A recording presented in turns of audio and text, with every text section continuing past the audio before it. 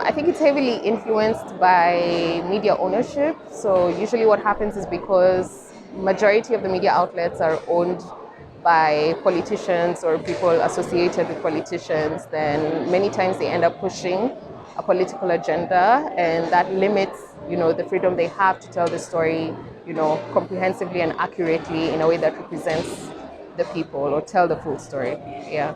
Is it dangerous to be like objective journalist in your country? Yeah, I think everywhere across Africa where the people in power don't really want to be called to, they don't want you to call to power, so it usually does become dangerous. We've even had bloggers being arrested and journalists being threatened. So yes, it does become dangerous depending on the type of work that you're doing. Yeah. Media freedom for us is very important. Before 1989, before the revolution, we didn't really have a free media, of course, because we were living in a dictatorship. And nowadays, I think much has changed. There's lots to be improved, definitely. But overall, I would say we do have a free media that serves the people and not other interests. In my country now, we are in the age, I would say. It's very difficult now for the media to work free. Especially under this government, I would say. But after revolution in 2009, 2011, I think it is the most free time that we enjoyed as journalists. But after 4 years after, everything has changed. And I hope it changes back again this time. India has a very diverse media landscape. We have 400 news channels, 146,000 newspapers. So there's a lot of diversity. There's a lot of different mediums that we have today. But I do think over the past few years, there's been a sense in India that people who don't agree with the government or people who don't necessarily follow the agenda of the government are seen as anti-nationals. I think there is one worrying trend, and this is across the world, where people want to divide the media into pro-government, anti-government, and people don't want to understand the fact that journalism is supposed to be questioning power. So I think that has happened in India, but I think overall we have a very diverse media. We have a media which is very combative, but I think like everywhere else, there's an issue where governments want to increasingly control the narrative on the media. The press freedom in my country is two points. One, it's the red line that we cannot go. It's the king and all what around him. And the second one is the real freedom of speech. There is you can abort a lot of things. It's okay, but when you have to discuss things that are in the area of the government and things, you have a problem if you are not in the right side.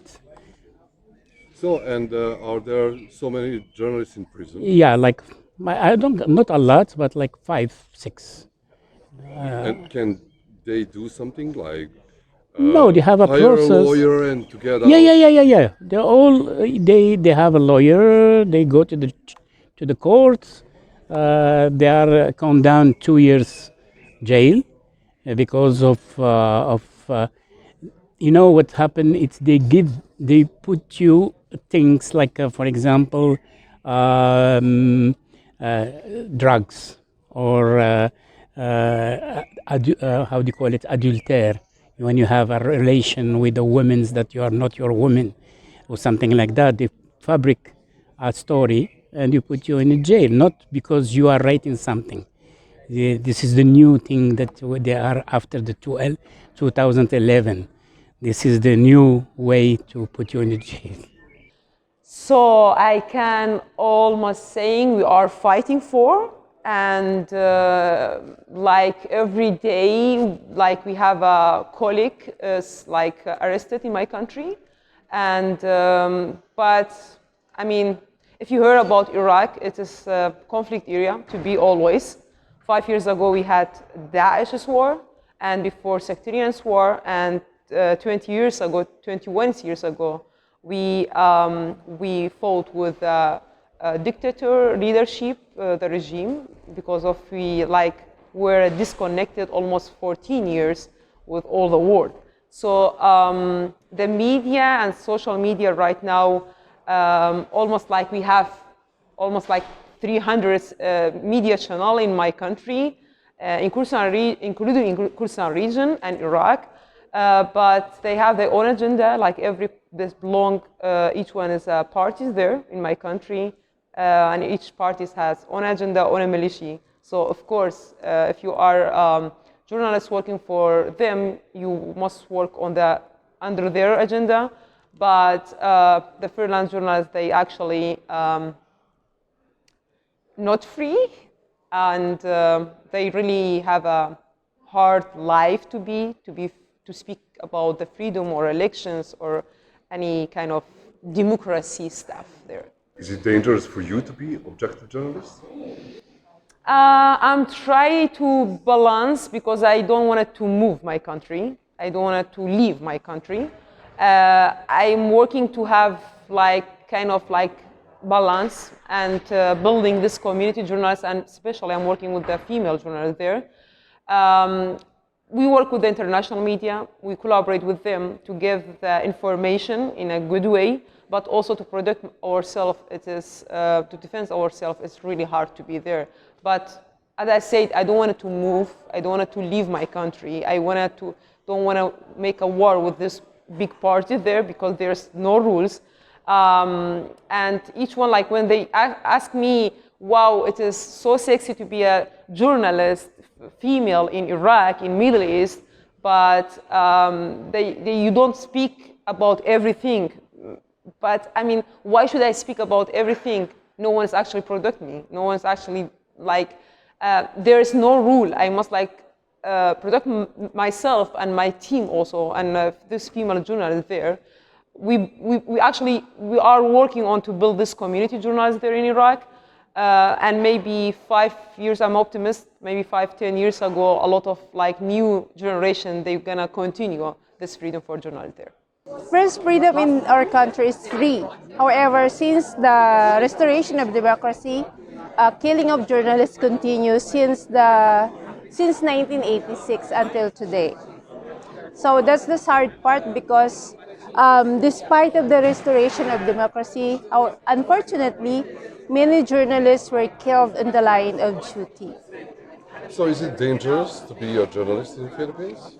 It's dangerous to be a journalist in Philippines if you are critical and if you write about environment and if you write about politics, if you write about corruption in local governance. Press freedom in my country is pretty good, but of course there are challenges. Right now I wouldn't say that it's as free as it used to. Of course, when Kenya got new constitution in 2010, once that constitution was promulgated, I think press freedom got better, but I think the government has been trying to eat into that freedom bit by bit. But still, you can practice journalism freely in Kenya, you can speak truth to power, but the challenge is not really much. The threat is not so much from the government, but rather from corporations and, of course, maybe people in government that may be implicated in various corruption and stuff like that. But it's not as bad, it's not as dangerous. But of course, there are journalists that are still threatened, some that have gone missing. So it's kind of the challenges that you have in South America, Middle Eastern countries, and of course, Africa. Yeah. So is it better than the rest of Africa? I think Kenya has one of the most vibrant news spaces. I would say it's one of the most vibrant news spaces in Africa, outside of South Africa, of course, and countries such as Nigeria also has a very vibrant news market. But Kenya is one of the countries that probably you could look at when it comes to journalism in general. Yeah. Press freedom situation in my country, we can't say 100% perfect, but fair, and we have a freedom in our country, especially Sri Lanka is a democratic country, and people who are voting for their representatives like a parliamentarian and the president. So we have a freedom. We have a freedom, but unfortunately we have bitter experience. Early 90s, we had a 30 years civil war. During that period, the hectic and very pathetic situation in Sri Lanka. After the war period, all are get together and doing their works day to day. Economy day by day getting well, and social, economical, political, and other area gradually developing. So there's no problem here.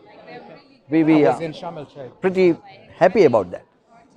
Frankly speaking, the press freedom in Pakistan, there are a lot of concerns about the press freedom in third world countries, in developing countries, and Pakistan is one of the country among them because of, you can say, since 75 years of its independence, we have seen dictatorships around 10 to 12 years of the era of dictators, and then we have seen a lot of you can say restrictions on the media to report who are reporting the truth, who are showing the real face of the society.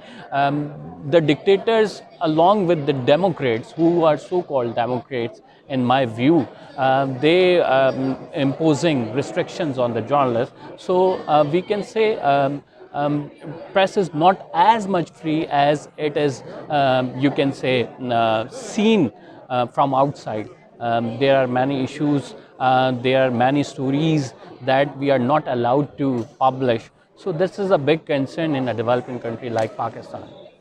I think it's a free press that we have. We have many media outlets that are able and willing to report about anything they want to report about.